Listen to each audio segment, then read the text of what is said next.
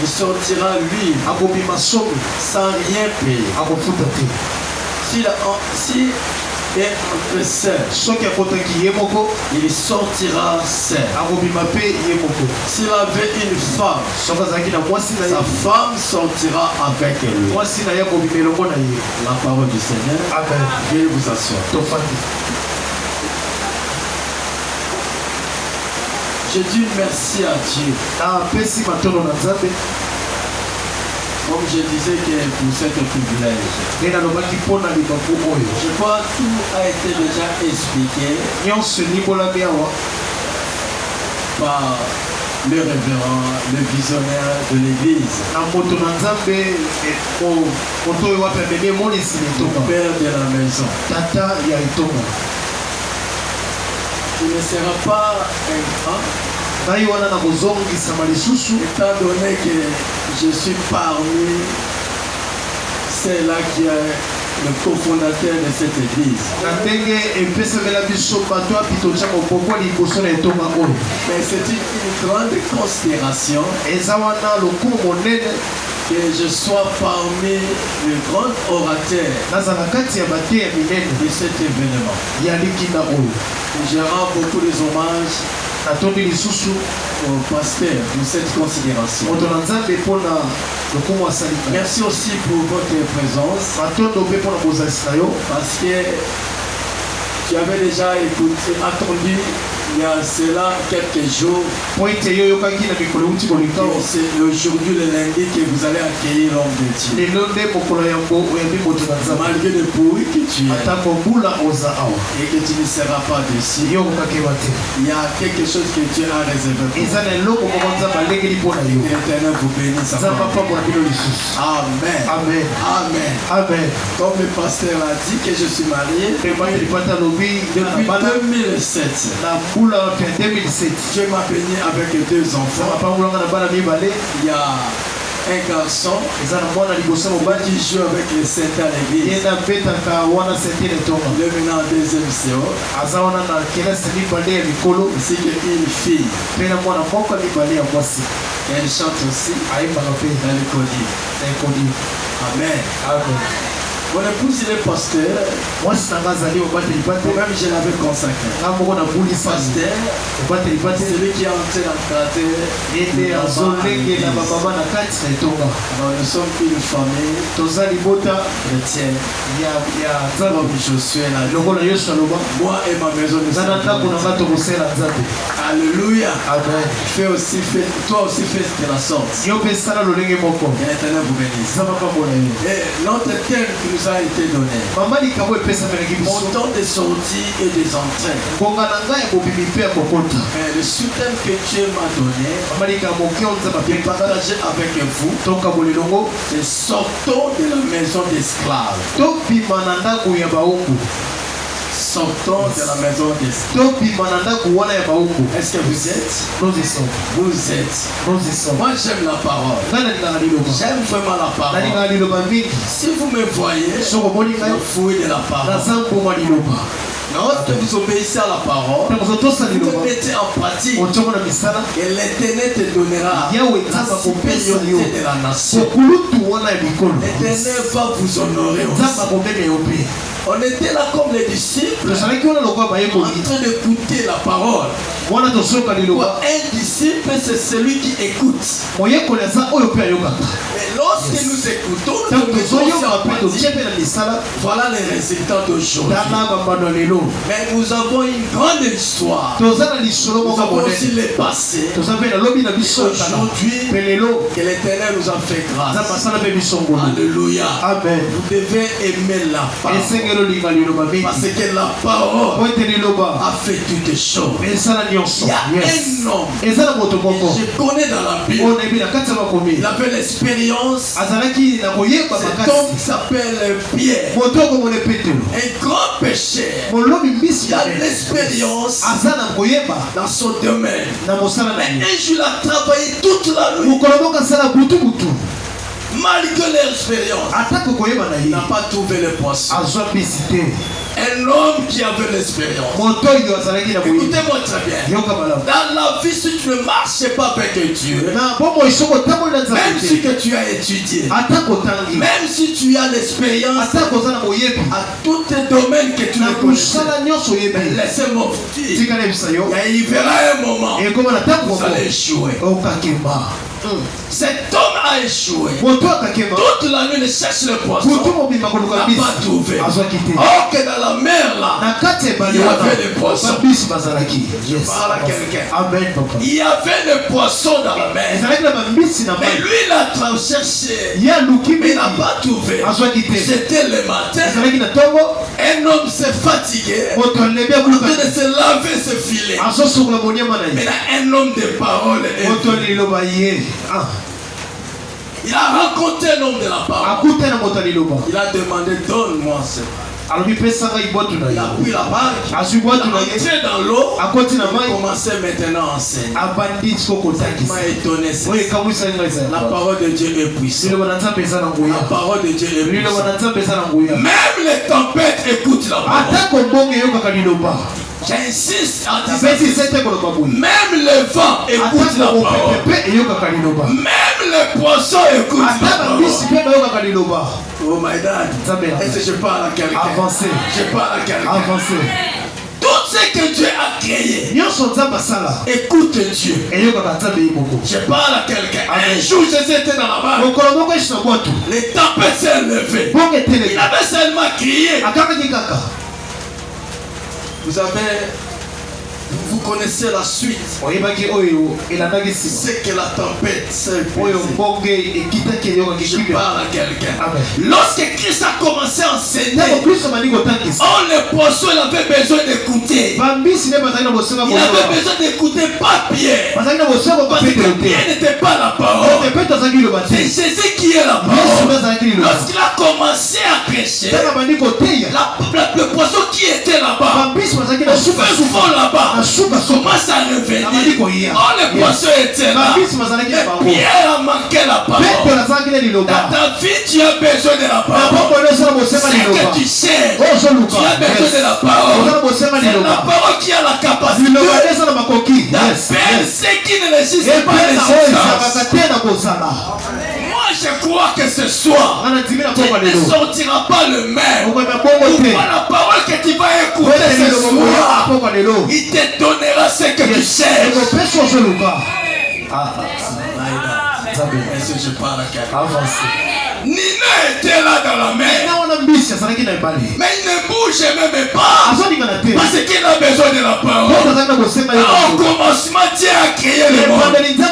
Malgré tout ce qu'il avait créé, à travers la parole qui avait fait sortir toutes les choses. Je parle à quelqu'un. Mais tu as besoin que la parole de Dieu puisse entrer dans ta vie pour recevoir la délivrance.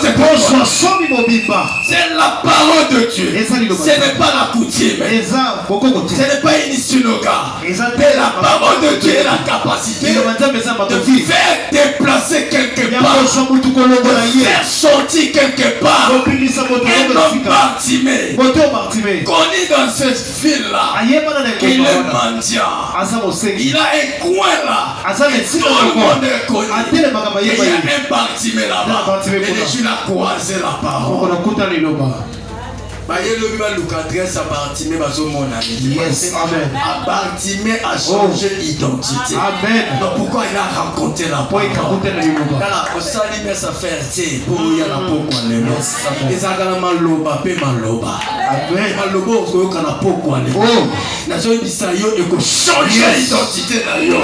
Rien ne sera comme un enfant. Parce que la bonne nouvelle ont été prononcés par un ou un. Ils ont yes. Il faut qu'il y ait des effets derrière cette parole. Moi je vois un nombre et l'eau comme on fait ça. Je parle à quelqu'un. Il y a quelque chose que l'Éternel soit béni. Définissons d'abord deux mots-clés pour développer notre passage de base. Premier élément, c'est sorti. C'est ça c'est que la terre qui nous a donné. Alléluia. Amen. Sorti. Qui fait dire passer du dedans vers du dehors. Je parle à quelqu'un. Amen. Tu étais quelque part, mais pour traverser aussi quelque part. À d'autres termes, quitter la maison pour se promener, pour faire de visites. Le mot sorti, partir de ce soir pour prendre du bon temps, quitter un lieu où on était. Je parle à quelqu'un. Avance. Voyez-vous toute cette définition? Nous avons tiré quelques pensées très importantes. C'est important d'être conscient de sa situation. Et dans la voie marrer en cherchant des solutions pour sortir. Quand tu n'as pas la connaissance de ta situation, tu ne peux jamais être révolutionné pour sortir. Je parle à quelqu'un. Amen. Mais pour bien sortir, vous devez avoir la connaissance de ta situation. Ou dans la famille par laquelle que tu étais sorti. Ou la loi que toi tu te retrouves. Ou les problèmes qui se répètent toujours dans ta vie. Ou les échecs que tu es en train de connaître dans ta vie. Quand tu as la connaissance, ça va te révolutionner. Est-ce que je parle à quelqu'un? Avancez. Oh yes. Il est encore important de savoir son état et son lieu d'opération. Tu vas opérer où? Et puis ça veut dire ici quand nous sommes tous en opération. Lorsque vous sortez, si tu ne le trouves pas dans l'endroit approprié pour toi, tu ne resteras jamais. Autant tu ne sais pas ton temps et ton lieu de promesse, tu passeras inutilement ton temps.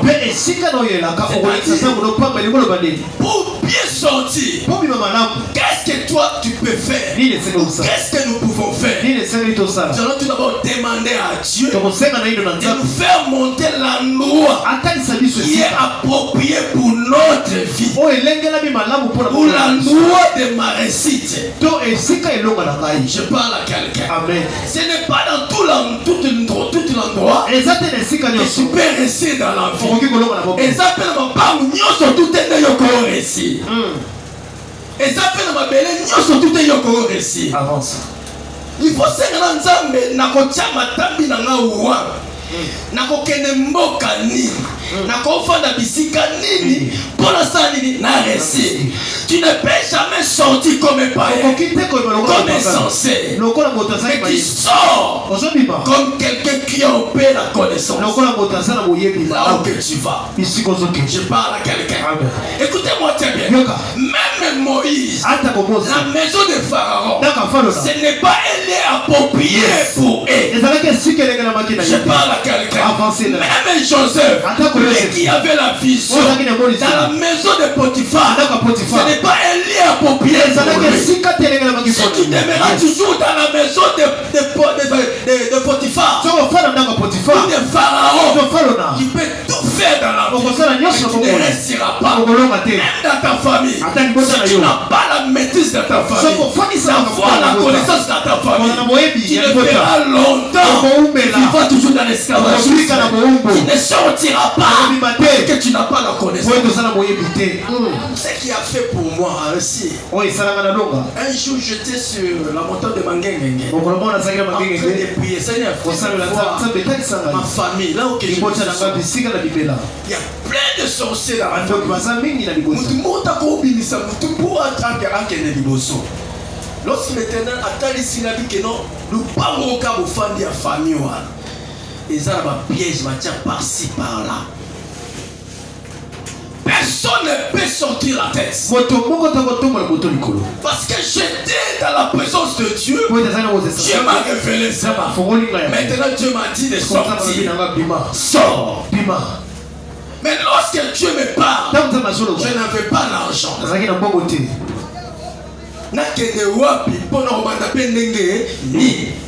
Je fais 2 ans quelques semaines. Je passe la nuit à l'église. Mais l'église, on a 2 ans, je souffre. 2 ans, je vous dis. Non, c'est parce que j'avais écouté Dieu. La loi par laquelle que moi je me trouve, ce n'est pas la loi de ma bénédiction. Ce n'est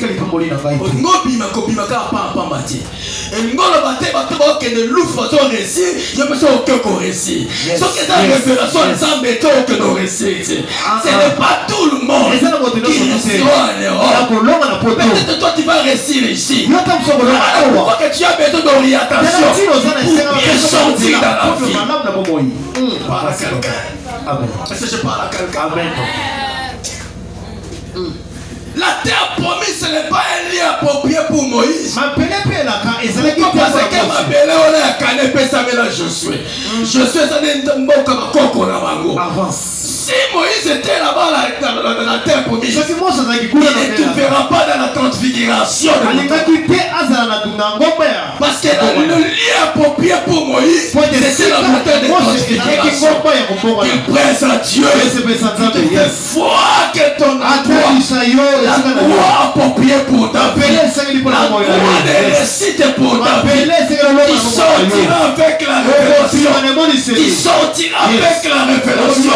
Il sortira avec la vision. Au nom de Jésus. Est-ce que je parle à quelqu'un? Amen. Est-ce qu'il y a quelqu'un qui m'entend? Amen. Ici, quand les Nzambe a bengi yo pour qu'il n'a pas réussi. Ma te belle basala pe ba erreur à vie. Na ko luka ba place ko futela o Nzamba tindi etake. Ma pa mosusu ko to continue garantie zo bimba maboko pa. Avance. Ma pa mosusu continue bana na yo 5 bazio 2 ozongi na 3. Ma pa mosusu continue no sentina biloko na ndako ba ni ko kufa ba ni ko pepa. Moi dans Nzambe nyonso to va faire quelque chose de faisant volonté ça. Amen. Yes. Aïe, c'est très important. Il faut Oyoka Nzambe. Amen. 2021 arrive. Est-ce que tu as prié pour demander à Dieu? On s'appelle l'hypothèse. Mais où est Bomba Mezanza? 2021, Nzambe na yebe ba delikino suka. Yozo mona lelo. Est-ce que tu as pris le temps pour voilà, j'aime un homme de Dieu. La vision. Akababino pendant 40 jours. Et puis ça me va ça Nzambe. Mais les bazar la distraction. Avancer. Oh, nous sommes préparation pour joyeux à traverser quelque part. Amen. Tu enterres avec la vision. Tu enterres avec la révélation. Je parle à quelqu'un. Amen. Oh yes. Gloire à Dieu. Retenez que vous jouissez de votre temps. Si vous avez votre lieu d'opération, quand tu es dans le lieu d'opération, tu vas faire des choses et tu ne forceras même pas. Je parle à quelqu'un. Tu ne peux jamais forcer. Tu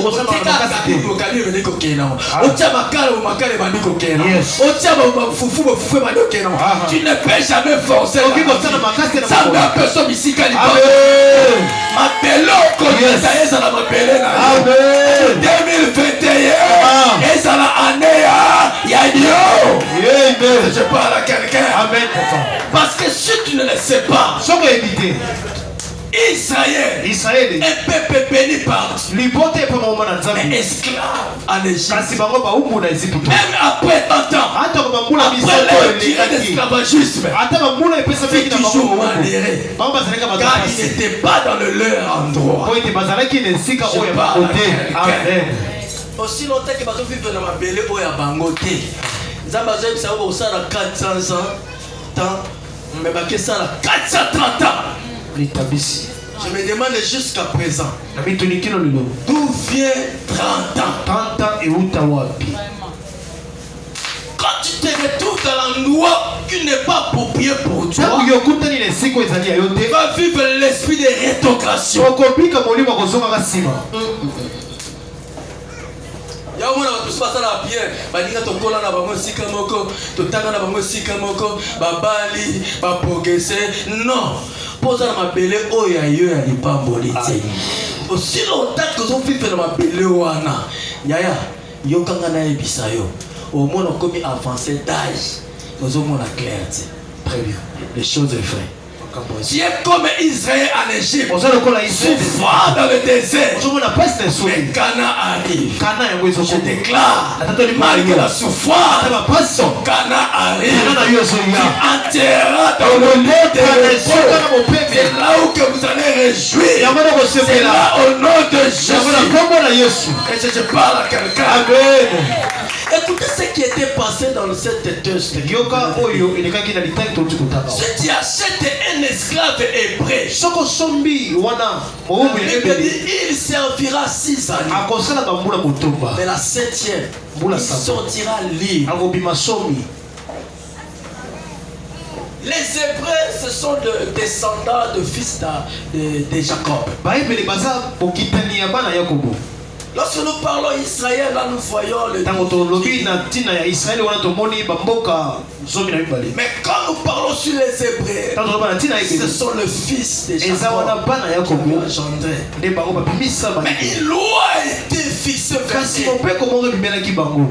ont vécu comme l'esclave. Bazoya, basombi bango, bakena bango, lokola baum. Bako travailler 6 ans et babi 7e. Baobima sans que ba futa bango. Sans que ba pesa bango même prime. Il travaillera fait. Bako sala musala bunda. Comme Jacob. Lokola Yakobo. On ne payera pas. On ne même pas salaire. Oh, la Bible dit que les ouvriers méritent une salaire. Mais lui, comme un esclave, il est privé de paiement. Il est privé de primes. Je parle à quelqu'un. Amen. S'il a entré avec sa femme, il sortira avec sa femme sans rien payer. Quel esclavagisme. Voilà. Il y a des familles comme ça. Il y a des gens qui ont des coups. Il y a des gens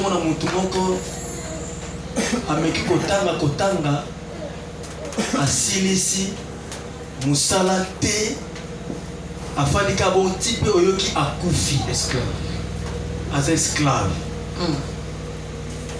Oh, Bible est le biloko wana, ils ont télémé là. Tu comprends moi qui. Alléluia. Amen. Il y a des familles qui ont tali kaka boye. Batu comment on va benga ba kaya zéro. Muto suspecté di bato fana na ba ponzo beta ba jada. Ba carte mbongo. Azo dépoudler qui Satan parmi les esclaves. Il ne peut jamais mériter une salaire. Je parle à quelqu'un. Amen. Moi, ce monde est ça poli. Comme dans l'âge avancé, il va la thé, ni thé, afin de pas mes parents. Moi, à sa sortie, et ça dit. Pourquoi? Parce qu'il y a une famille là, parce qu'ils vivent l'esclavagisme de près. Ceux qui ont ça effort de obima. Il y a eu un petit calendrier. Et c'est moi aussi, Amen. La vie appartient au courageux, comme ils disent. Et pour les royaumes de ciel, ce sont de violents. Tu ne peux jamais croiser les bras. De vivre ce que tu vis. Et tu trouves ça normal. De voir ce que tu vois là. Et devenir comme normal. Tu ne peux jamais regarder des choses comme ça. Tu ne peux se révolutionner. À ne pas comme les Hébreux. Amen. Alléluia. Amen. Est-ce que je parle à quelqu'un? Amen. Voilà l'esclavagisme. Et comme maillot attend mon colomo côté d'un esclave. Pourquoi? Parce que tu es un esclave. Je parle à quelqu'un. Amen. Vous allez comprendre que cet passage nous explique le vrai rôle d'un esclave. Il est acheté pour travailler pendant 6 ans. Oh,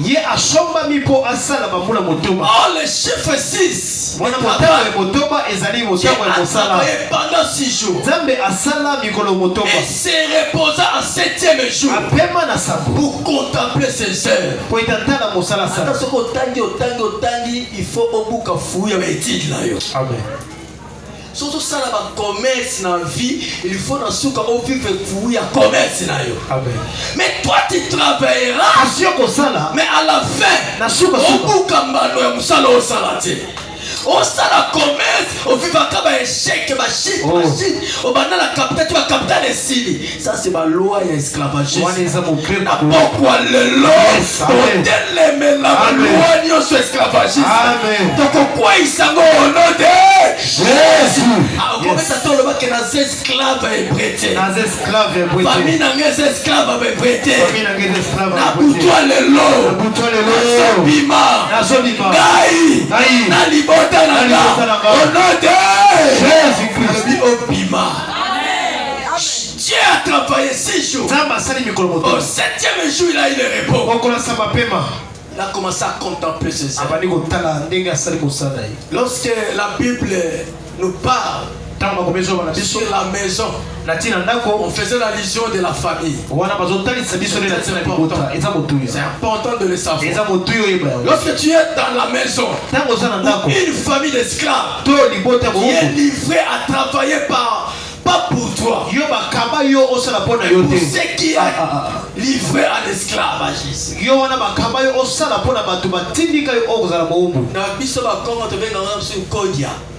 Bapesa code ya moko famille ali batu nyoso mwana chaque tongo ba oyela yo wana yo mwaso bala mutu bapesa code foza mutema munene boyele fa futela bana nyoso tuna bana kasi na badani tout ça faut futela ba mide vas attendre bisaka par-ci par-là. Tu es un esclave. Je parle à quelqu'un. Amen. Alléluia. Amen. Na ba lubo so mona ba bike non c'est un phénomène moko so kaka moi ça bala bina moi ça va mettre ni tibao.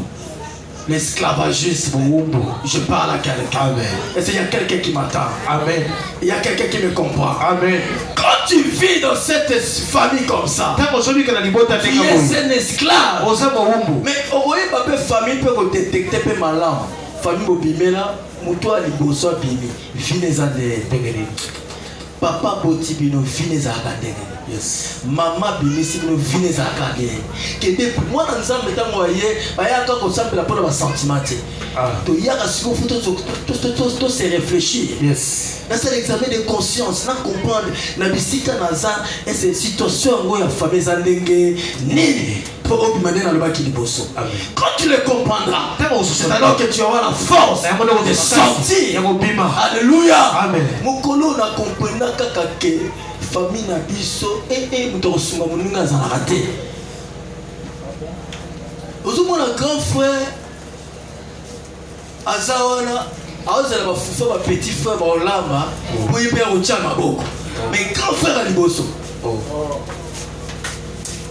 Et puis après c'est maman c'est qui va acheter ah ça va plus petit on y a qu'à bino ko ba à côté si mabo